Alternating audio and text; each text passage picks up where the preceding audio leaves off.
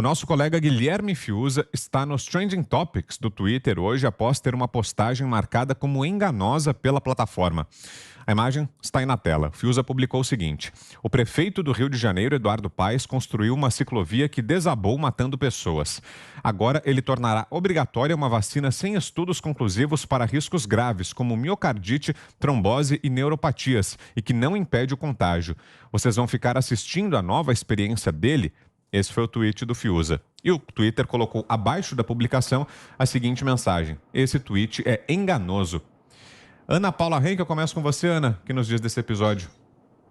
Eu vi que o nome do Fiuza estava aqui nos trendings e fui olhar o que era, e é inacreditável isso, que o novo Ministério da Verdade das redes, ele coloca como verdade ou o que é verdadeiro ou o que é falso, dependendo de como eles querem julgar aí, sem o menor apoio da ciência. O nosso querido Guilherme Fiuza voltou ao Twitter e tuitou o seguinte: olá, Twitter, poderia informar o que é enganoso neste post? O Twitter tem os estudos conclusivos para riscos de miocardite, trombose e neuropatias contidos nas vacinas contra a Covid? Se tiver, por favor, apresente às autoridades de saúde do Brasil e do mundo, porque elas não têm. Bom, já que as pessoas gostam tanto dos órgãos aí dentro dessa pandemia, como a OMS e a FDA, eu vou ler exatamente o que está escrito no site da OMS hoje, 27 de agosto. Está escrito o seguinte em relação a vacinas para crianças e adolescentes. Crianças e adolescentes tendem a ter a doença mais branda em comparação com adultos. Portanto, a menos que façam parte de um grupo com maior risco de Covid-19 grave, é menos urgente vaciná-los do que pessoas mais velhas com problemas crônicos de saúde e profissionais de saúde. São necessárias mais evidências sobre o uso das diferentes vacinas Covid-19 em crianças para poder fazer recomendações gerais sobre a vacinação de crianças contra a Covid, ainda no site da OMS. Os ensaios de vacinas para crianças e adolescentes estão em andamento e a OMS atualizará suas recomendações quando as evidências ou a situação epidemiológica justificar uma mudança na política. Aí a gente vai lá no site da FDA, que é a Anvisa aqui dos Estados Unidos, e lá tem uma declaração da Janet Woodcock, que é comissária aí da FDA, e ela diz o seguinte: comissária da FDA, não temos dados sobre a dose adequada, nem todos os dados sobre a segurança em crianças dos Estados Unidos. E seria uma grande preocupação que as pessoas vacinassem as crianças. Não estamos recomendando que crianças menores de 12 anos sejam vacinadas com esta vacina. Isso não seria apropriado. E ela finaliza: eles não são apenas pequenos adultos, e nós aprendemos isso repetidamente, e realmente teríamos que ter todos os dados e a dose apropriada antes de recomendar que as crianças fossem vacinadas. Parece que o Twitter gosta de colocar essa pecha aí, essa etiqueta do que ele acha que é falso ou verdadeiro, mas aqui, de acordo com a OMS e o FDA, Twitter, você está bastante enganado. Você, Cris? Então, o Twitter e as demais redes sociais, e aí a gente inclui até o YouTube, onde agora a gente está transmitindo, mas também tem tido essa postura durante a pandemia de carimbar como conteúdo falso, conteúdo enganoso, de censurar às vezes, de derrubar vídeos, de derrubar postagens, de proibir publicações, sempre que questionam o que eles dizem que as autoridades de saúde recomendam. Só que eles não dizem que autoridades de saúde são essas. Por exemplo, a OMS não está recomendando, a OMS, que é a autoridade máxima aí para uma turma, né? Quem deve ser respeitado, assim como se fosse Deus na Terra. A OMS não está recomendando a terceira dose da vacina. Já pediu isso, já colocou que não há estudos ainda comprovando e pediu que os países parem de fazer isso. E o Rio de Janeiro, por exemplo, é um dos que já anunciaram também que vai ter terceira dose. São Paulo está anunciando, Mas enquanto não tiver uma recomendação da OMS, a gente deveria considerar isso fake news, a gente deveria considerar isso conteúdo enganoso. A OMS é a autoridade de saúde que pode dizer o que está certo e o que está errado, porque o problema dessas plataformas é que a gente, quando entra nelas, a gente lê lá os termos de uso e ali não está esclarecido quem é a autoridade de saúde em quem nós devemos acreditar. Isso veio com a pandemia. Aí eles querem agora impor uma norma e classificar todo mundo que questiona qualquer outra coisa ali como propagador de notícia falsa. Já fizeram isso com médicos, com pesquisadores, com um currículo extenso, pessoas respeitadíssimas, com dezenas, às vezes centenas de artigos publicados nas maiores revistas científicas do mundo. E eles classificam como falso o conteúdo, porque tal e tal determinada autoridade de saúde disse que não é assim. A gente precisa ter isso de forma mais clara. E aí, só para entrar um pouquinho mais a fundo nesse questionamento aí que o Fiuza levantou, esse decreto do Eduardo Paes está proibindo, inclusive, está exigindo, parece que é a partir de quarta-feira que vem que vai vigorar, está exigindo, inclusive, o tal do passaporte vacinal para permitir que as pessoas sejam atendidas pelo SUS. Olha isso! Tem lá, realização de cirurgias eletivas na rede do SUS e na rede privada só vai acontecer se houver a apresentação do comprovante de vacinação. Então, é mais um que está dando a mão, né? Ninguém larga a mão de ninguém, né? Mexeu com um, mexeu com todos. Ele também está na turma dos que não respeitam a Constituição, porque até onde eu saiba, o SUS não tem essa exigência aqui para receber um paciente doente que precise de uma cirurgia eletiva.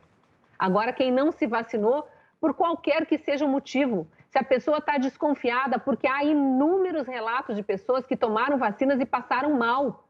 Tem relatos nos Estados Unidos, tem relatos em Israel, tem relatos feitos pelos próprios fabricantes de vacina já. Por que a gente precisa obrigar as pessoas? E a gente sabe que o mundo está aplicando vacinas em caráter emergencial, o que significa que o que está acontecendo no mundo inteiro ainda é a fase 3 de testes, que não tinha sido feita, que foi atropelada. A única que já teve aqui no Brasil retirado essa condição de vacinação em caráter emergencial foi a Pfizer. Foi a única. Para a Anvisa, a Coronavac, a AstraZeneca e todas as outras que nem estão no Brasil, são só caráter emergencial. Por que o cidadão comum tem que se sujeitar a ser cobaia de vacina se ele não quiser? Eu não sou contra a vacinação, mas eu acho que os questionamentos não podem ser interditados. Como que a gente não pode querer resultados já mais confiáveis das vacinas antes de decidir se vai ou não vacinar? A Ana leu aí todas as considerações até do Departamento de Controle de Doenças dos Estados Unidos. Isso precisa ser levado em conta e o debate não pode ficar interditado. Então, eu sou a favor da liberdade de expressão, a favor de todo mundo poder questionar e de cada um poder decidir o que injeta, o que permite que se injete no seu próprio corpo. Isso tudo é Constituição Federal, que nós defendemos. Todo mundo que vai para a rua no dia 7 de setembro defende, e que esses que estão todos aí de mãos dadas não defendem. Eles estão o tempo todo tentando andar fora das 4 linhas da Constituição. Não é assim que se vive. E a gente precisa ter poder de voz, e eu sou a favor de liberarem essa informação, tirarem essa informação do tweet do Fiuza, porque ele não está errado, ele está certo. Augusto. Mesmo que estivesse errado, o Fiuza, quem é que pode avaliar? Ele está certo. Agora, como é que pode avaliar? O Twitter, eu só posso chegar a essa conclusão, ele está completamente aparelhado, como outras plataformas aí, e aparelhado por anônimos. Eu tive um problema com o Twitter, alguém filtrou um comentário qualquer que dizia que o Lula, se fosse crime, não foi eu que escrevi não, né? Se fosse crime você assassinar o português, o Lula estaria pendurado na forca em praça pública e tal. Eles acharam isso gravíssimo. Me interpelaram, eu disse que não tinha escrito aquilo, tirei. Aí eu esperei mais de um ano para que eles fizessem a tal verificação. E eu só fazia isso porque os seguidores pediam. Eu nem sabia direito o que era esse negócio aí, ponto final, porque eu não dou a menor bola. Para o Twitter podem fazer o que quiserem. Agora pouco me importa, e tem mais de 1 milhão, porque eles são censores e covardes. Porque eu telefonava para saber, quem é o cara aí do Twitter? Não existe, né? Aí aparece um nome qualquer, liga para fulano, que ele cuida disso. Você liga, fala, escuta, eu quero saber o que está acontecendo, como é que faz para verificar isso. Então, vamos falar com os Estados Unidos. Os Estados Unidos é uma entidade, né? Você liga e fala com os Estados Unidos. É a maior potência do planeta, a única superpotência do planeta. Você liga para ela, segundo o Twitter. Eu não conseguia falar com ninguém, não dei mais bola, de repente verificaram e ponto final. Agora, vamos lá. Se alguém dissesse há 3 meses, escrevesse que 2 doses são insuficientes, o Brasil vai precisar de uma terceira, isso aí seria considerado o quê? Fake news, né? Pelos anônimos do Twitter. Se você falasse que, olha aqui, no começo da pandemia, não é preciso usar luvas, fake news. Aí descobre que não é assim. São arrogantes, tá? Deliberam sobre o que desconhecem, tá? Tratam assim um jornalista de altíssima qualidade, como é o nosso Guilherme Fiuza, e merecem a qualificação, que eu não vou identificar a autora agora, para não deixá-la mal com o Twitter. Se ela quiser, ela fala, que é uma subautoria. Que tem a definição perfeita que eu subscrevo e é isso aí. O Twitter é a cracolândia da internet. É isso aí. Acho que eu conheço a autora, viu? Você conhece a autora, Ela né? tá longe, mas tá perto ao mesmo tempo. Tá perto, é uma relação esquisita. Exatamente. Vamos ouvir o Zé também. Diga, Zé. Tô bem aqui, não tô? Opa! Tá no centro das damas aí, Zé. Ô, Vitor, olha, é o seguinte, nós temos uma pequena divergência aqui com relação a esse ponto, né, sobre vacinas e sobre as plataformas digitais também. Eu não atribuo ao Twitter, ao Facebook, enfim, às plataformas digitais, o mando sobre as minhas ideias. Como pode um Twitter questionar um jornalista da qualidade, da profundidade, do conhecimento e da seriedade do Fiuza? Como? Guilherme Fiuza é um cara conhecido, sério. Quem vai checar a informação do Fiuza, né? Então, para você ver que essa plataforma está errada. E a Cris falou muito bem, quando você entra nessas plataformas, você clica lá, não tem outra opção. Você clica o aceito. Você não lê, por que não lê? Porque não adianta. É aceitar ou não aceitar. Eu continuo achando que isto é um contrato abusivo. O direito de defesa do consumidor não admite cláusulas abusivas e muito menos o contrato padrão com cláusulas abusivas. Mas você, quando diz aceito, você entra nas regras de uma empresa da iniciativa privada dona de monopólio. É monopólio. Não existem 2 Twitters, não existem 2 Facebook, não existe 2 YouTube. E são plataformas características, né? O Twitter, que eu considero aí como cracolândia, na verdade eu considero fuxico de vizinhos. Olha, viu o carro novo que o fulano comprou, mas também está roubando, esses papos. É o Twitter. O Facebook é aquele almoço tradicional do final de semana, de amigos. Olha, meu cachorrinho, comprei um cachorro novo. Enfim, cada um tem sua característica, né? Outros é um passeio no shopping, de mostrar as coisas e tal, mas enfim, cada um tem sua característica. Eu não entro muito nisso, sei que o Fios adora o Twitter, né, que é uma plataforma ágil e tal, mas eu entendo que é preciso pagar. Eles estão administrando o conteúdo, eles estão editando, então é conteúdo, então eles precisam pagar pelas postagens, precisa pagar. Eles estão ganhando dinheiro, estão colocando... É hoje a plataforma de maior faturamento da mídia do Brasil. Toda a mídia do Brasil não fatura como essas empresas. Então, há uma divergência nisso aí. Eu não acho que seja a censura que eu morro de medo, porque, na verdade, a gente tem que admitir que são empresas privadas e que vivem e que têm o objetivo de lucro. Sobre a vacina, eu acredito na vacina porque não tem outra porta de saída. A vacina não é experimental porque existem vacinas desde 1700 e salvou o Brasil de várias e várias doenças. Enfim, existe efeito colateral. E é isso que o Fiuza cobra, é a transparência que diga, existe efeito colateral na vacina, sim.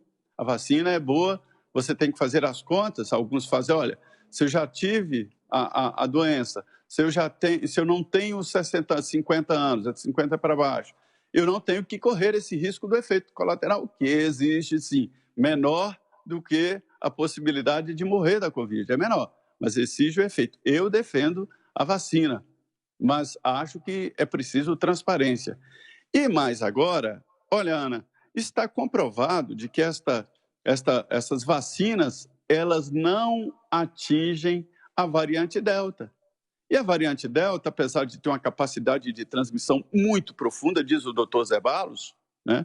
É uma fonte respeitável que a gente deve tomar, apesar de ser muito mais transmissível, ela é muito menos letal, menos letal. Daí a explicação do aumento de casos e redução do número de mortos, né?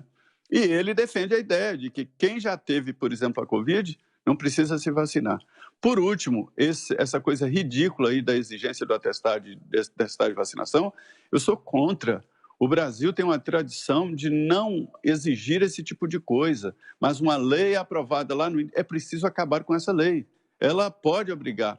E hoje, com a modernização dos meios de informação, a gente vê claramente que é possível cobrar na porta de uma entrada de um ônibus um cartão digital de vacinação. Isto é um absurdo, não se deve. E o SUS não admite nada, nenhuma exigência. O Sistema Único de Saúde é universal. Qualquer um, pode ser estrangeiro, pode ser índio, pode ser do interior, chegou na capital, chegou lá, tem que ser atendido. Eduardo Paes não pode inventar essa maneira de barrar pessoas na porta do SUS. Algo mais, Ana? Só queria complementar uma mensagem aqui no nosso chat do Léo Seven, que é bem interessante, que ele escreveu aqui. A ciência surgiu da dialética, do debate, da liberdade de expressão e depois avançou com a massificação da linguagem impressa. Foi muito bom e muito pertinente o Zé ter trazido o nome do Dr. Zeballos, assim como o Dr. Paulo Porto, que eles vêm defendendo exatamente que essas vacinas já estão obsoletas, não estão pegando essa variante Delta, que essa variante Delta, isso palavras do Dr. Zeballos, é uma variante que transmite de uma maneira mais rápida, mas não é tão letal quanto as primeiras variantes e que isso poderia trazer a tão sonhada imunidade de rebanho, né? Lembrando mais um dado que o Dr. Zeballos sempre coloca também nas suas brilhantes entrevistas, sempre com muita elegância e muita paciência, que o índice de mortalidade entre crianças e adolescentes é de 0,002%, não 0,2%, 0,002%.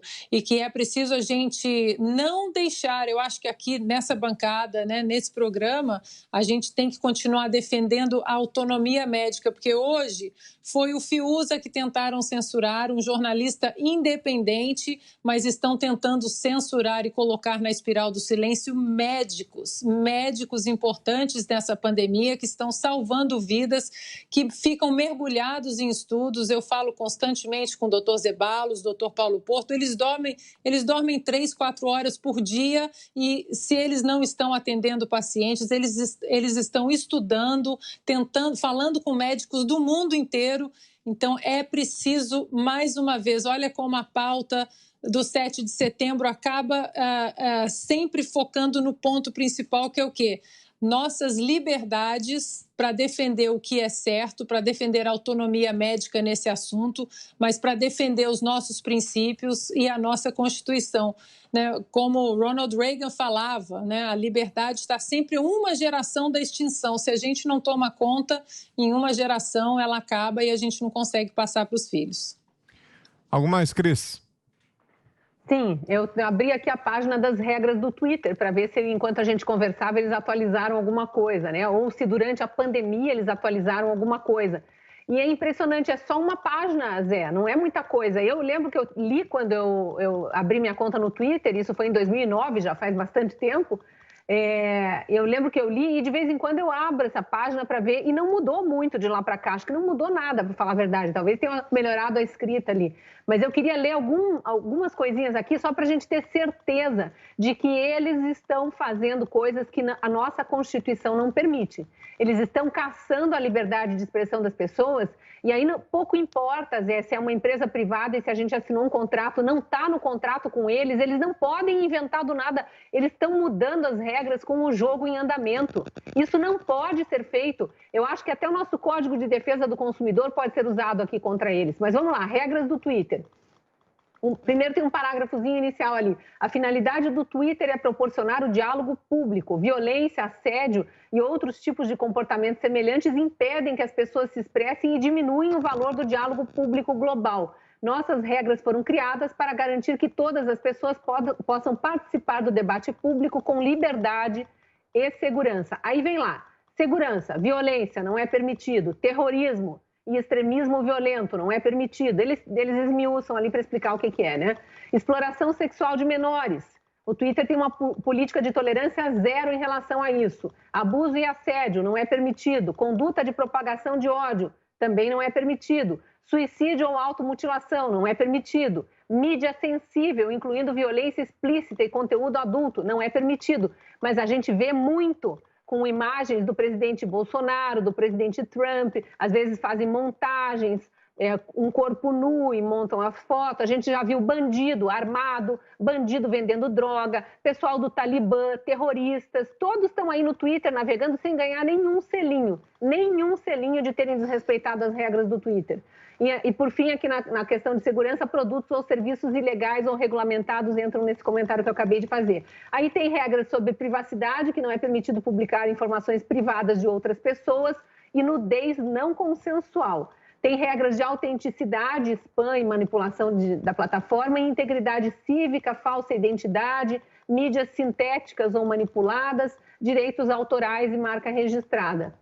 E no final, a publicidade de terceiros em conteúdo de vídeo, aplicação e apelações, qual é a abordagem que eles fazem para aplicações e apelações, acabou. É isso. Essas são as regras que nós, usuários do Twitter, nos sujeitamos quando a gente entrou na plataforma. Aí tem um parágrafozinho final lá dizendo o seguinte: poderá ser necessário alterar essas regras de tempos em tempos para cumprir nossa meta de promover um diálogo público saudável. A versão mais atualizada está sempre disponível em twitter.com/rules, que é regras em inglês. Aí eu fiz questão de clicar, né? Falei, opa, estou na página errada. A gente clica ali e cai na mesma página, porque ela está atualizada. É isso aqui.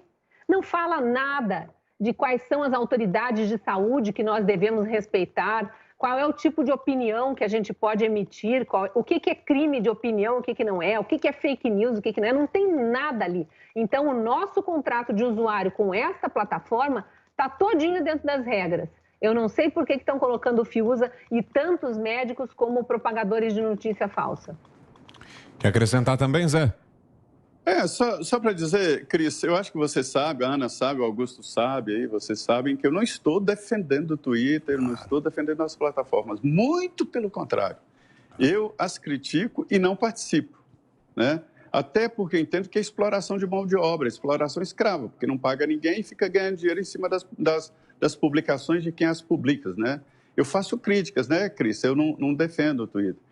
Só que eu acho, e o presidente Jair Bolsonaro está tomando providências, vai proibir essa história de retirar conteúdo, e eu quero a regulamentação para que quebre o monopólio, que haja mais empresas, aí sim o ambiente será mais honesto e transparente.